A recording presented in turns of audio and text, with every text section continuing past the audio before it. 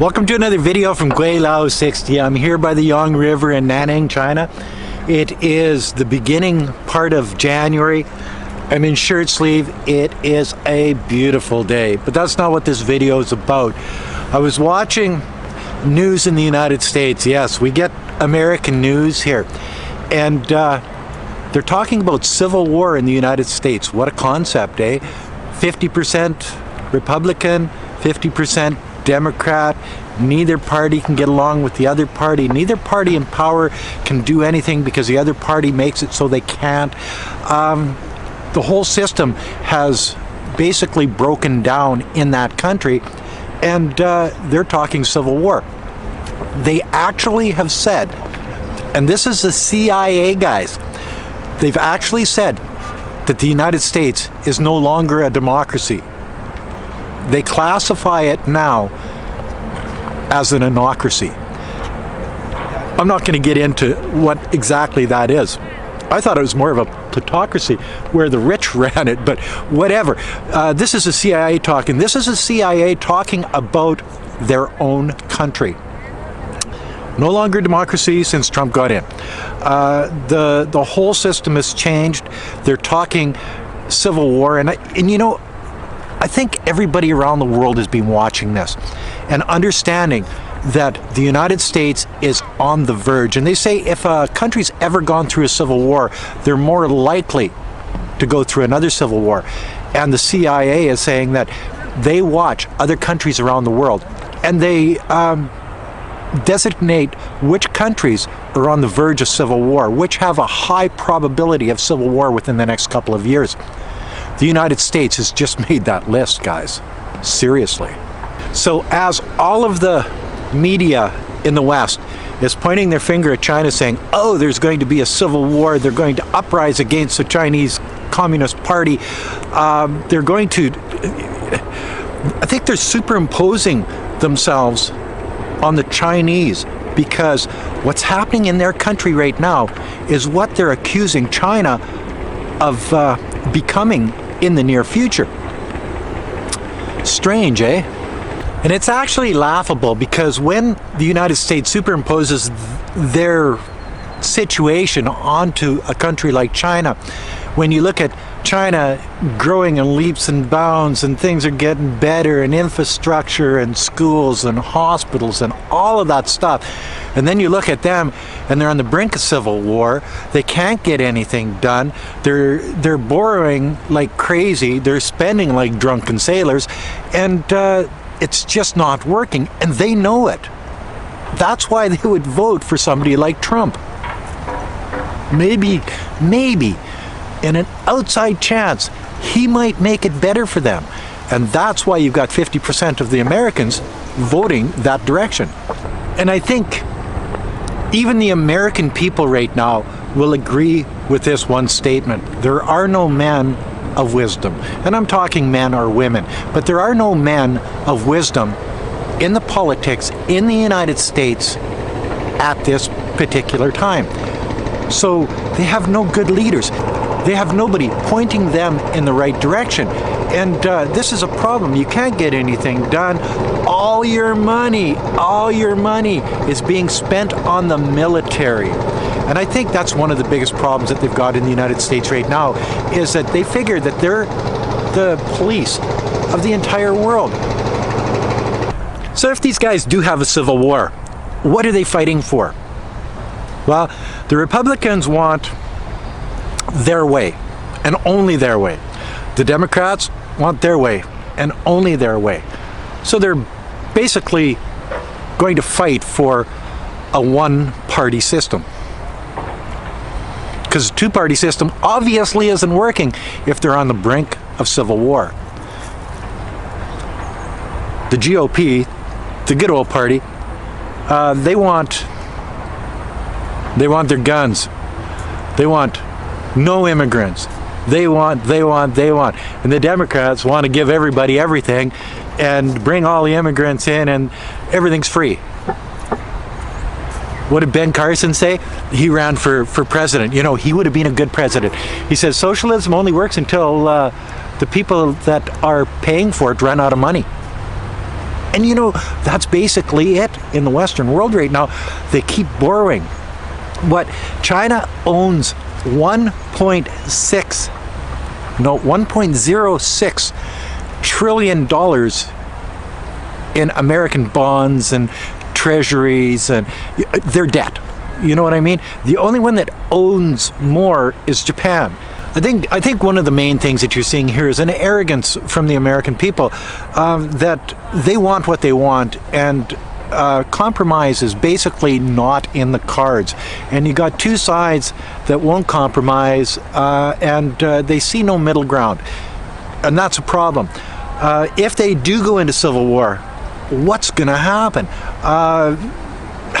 This is a scary thing for my country, Canada, because 75%, because their economy will crash in a frickin' heartbeat. Okay, so what happens to Canada? 75% of all of our trade is done with the United States. Canada goes down with them. Okay, Canada has relied on the United States for defense since they tried to take Canada in 1812, and we burnt down their White House in Philadelphia, and they decided, well, okay, well, better to if you can't beat them, join them. You know what I mean? Oh yeah, well, you know, Canadians have guns too. But the thing is, what happens to Canada? Because we basically don't have an armed forces to speak of. If we were attacked by Russia, we wouldn't have a chance. If we were attacked by Pakistan, we wouldn't have a chance. Or India, or you know, any of the other countries out there, Iran, we wouldn't have a chance. So we've relied on the United States for defense. Okay, what happens to Canada when they really have no defense? See, things like this are going to come up over the next couple of years, and I guarantee you that this is going to escalate if Trump runs for president. If he doesn't, I'm not sure what's going to happen. But if Trump runs for president, it doesn't matter if he wins or if he loses, there's going to be civil unrest in the United States. Because if he wins, well, the Democrats are going to be pissed off, and he'll run for the next 4 years in a position that he can change. Well, you saw what he did in the United States over the last 4 years. Okay, but if he loses, you think January 6th is a big deal?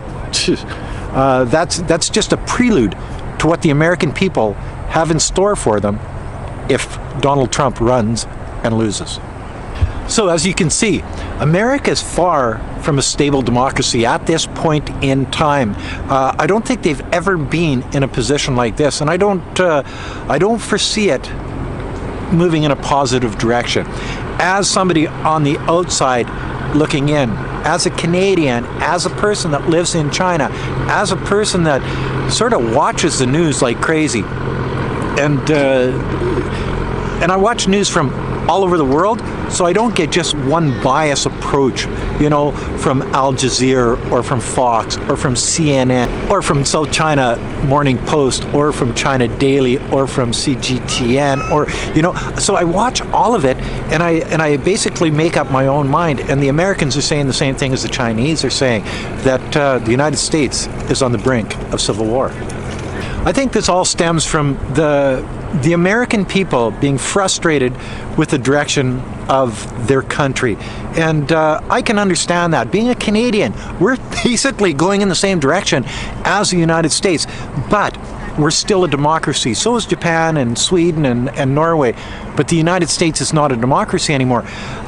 They've moved past that because they're frustrated, they're pissed off, they want a better life, not only for themselves but for their children and their children's children.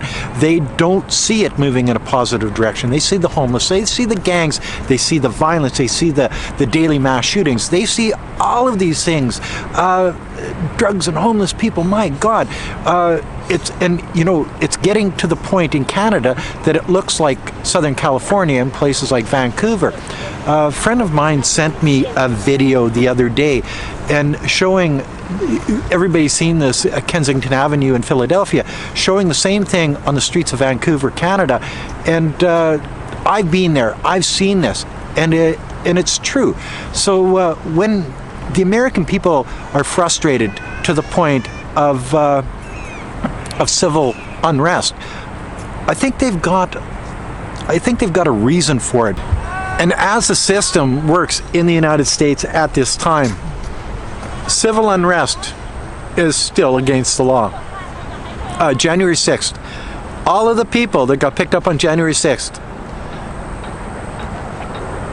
are going to jail or probation, and some are getting fairly long sentences. So you can't say that in the United States we're free, we can say, we can do whatever we want, we can storm Congress, we can, you know what I mean? So when you look at this, when people are so frustrated that they'll do this with the chance of going to jail for literally years, you've got to understand this is coming from somewhere. This didn't just appear overnight. This is true frustration with the American people. That's what we see here in China. That's what we see as a Canadian looking over the American border. That's what the whole world sees about the United States at this particular point in time. This is scary, because the United States is the richest country in the world. They have the biggest military, they've been the shining star, all of these things. And you've heard me talk about this before, but now they're not anymore. What would happen? You see the frustration in the American people. What would happen if the American government said, okay, we're going to change direction? Like the Chinese government, when they try to go a direction and something screws up and they say, well, this just isn't working, they turn on a dime, because they don't have to, the Democrats don't have to say to the Republicans, can you vote for this? And the Republicans say, no, we're not going to vote for anything. We're going to vote on our party line, because if you do something good, then people will vote for you in the next election. We don't want that. So nothing gets done. Okay, but what would happen if they could actually, the Democrats could say, we're going to cut the military, the American military, in half. We're going to take 800 foreign military posts, and we're going to cut it into 400. We're going to take half of the military dollars and put it into infrastructure, into school, into helping people with mental issues, homeless people build houses, re-educate. There's that word again. Boy, that word comes up a lot. Re-educate the people so that they can take care of themselves, so they can have a better life. They can have a better life not only for themselves but for their families, and grow an economy, grow their communities. What a concept, eh? And maybe that's what the American people aren't getting, because their government is moving in the wrong direction.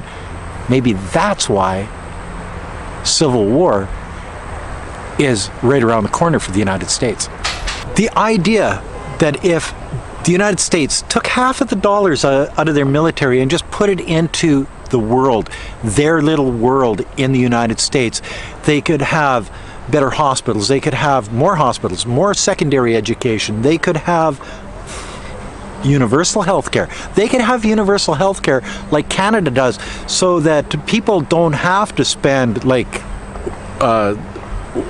Mr. Personality in California says, $900 for 3 of us. You know what I mean? That's just it. They're paying out of their pocket for health care in Canada. If I get sick as a Canadian, I can run to the hospital and they'll take care of me. It doesn't cost me a frickin' cent. Those tax dollars go into something that helps the people, not into the military. What a concept, guys. So better roads, better education, better hospitals, better schools, better everything, rather than just throwing it into bombs, guns, and military around the world. This is for all those Americans out there. So last time you had the Republicans. This time you have the Democrats. Did anything get any better? Has your mortgage gotten cheaper? Have your wages gone up? Has getting into post-secondary education been any easier? Has your health insurance gone down? Has Are there less homeless people? Are there less drug addicts? Are there less gangs? Is there less violence in your country? Maybe it's not a civil war between the Democrats and the Republicans. Maybe it's a civil war against your form of government right now, because in China we have no drug addicts, no gangs, we have no violence. There's everybody. Actually, Wei Feng's dad, he pays, I think, 250 RMBs, so that would be like $50 per year, and he gets like 75% of all of his hospital stays paid for. And I said, well, is that normal for anybody in China? And she says, yeah, it is. If you're a Chinese citizen, you buy this cheap government insurance. And, you know, so even China has a better system than the United States. Even China. Wow, what a concept. So is anything getting any better in the United States because you jump from a Republican to a Democrat back to a Republican government, or is it just getting worse and spending more money on the military and trying to make these people have a government like you do, and then they all look at your government and say, holy fuck, no man, I don't want that. You know, even places that are, as Trump calls them, shithole countries, look at the United States and say, well, no, we don't want that in our country. We're poor. We wish we were richer. We wish we had more economic chances in the world, more manufacturing and all of this stuff. But we don't want to be like the United States. Why? Because it just doesn't work. So just think about this. If there is a civil war in the United States, what happens? Power vacuum. Yes, exactly. A power vacuum in the United States. Now, there's something that's really freaking scary, isn't it? Ask Syria, ask Libya, ask Afghanistan, ask a number of countries around the world that the United States has caused power vacuums around the world because they've taken out this government. Iraq really is one of those shining stars of power vacuums, and so is Afghanistan. We want this, we'll fight for this, but this is what actually happens. Yeah, so what happens if the United States turns into a power vacuum? Ooh, that's a scary thing, especially being a Canadian on the border with one of the longest land borders, probably the longest land border with another country in the entire world, the United States. Scary, eh? Maybe I should just stay in China. Wei Feng and I talked about that here this morning, and with everything that's going on, we're actually concerned. We're actually thinking of making China a permanent home for the rest of our lives.